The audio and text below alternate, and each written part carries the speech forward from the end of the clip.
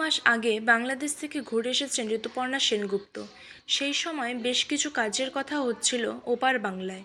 এমনকি এও জানিয়েছিলেন যে যদি দুজনেরই সময় হয় তবে হয়তো এপার বাংলার দর্শকরা এবার দেখতে পাবেন সাকিব ঋতুপর্ণা জুটি।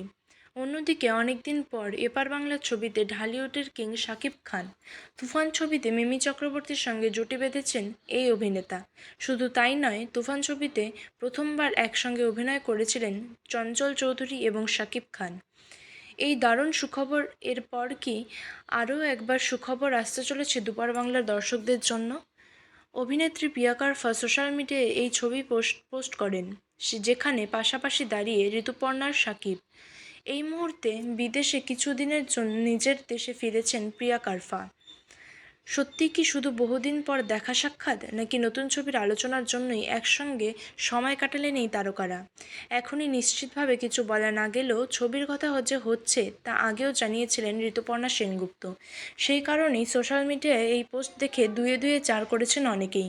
বাংলাদেশের বহু তারকারাই বর্তমানে টলিউডের একাধিক কাজ করেছেন, আবার টলিউডের তারকারা ওপার বাংলার নানান ধরনের কাজের সঙ্গে যুক্ত হচ্ছেন, যা দুই ইন্ডাস্ট্রির জন্যই অত্যন্ত ভালো একটি খবর।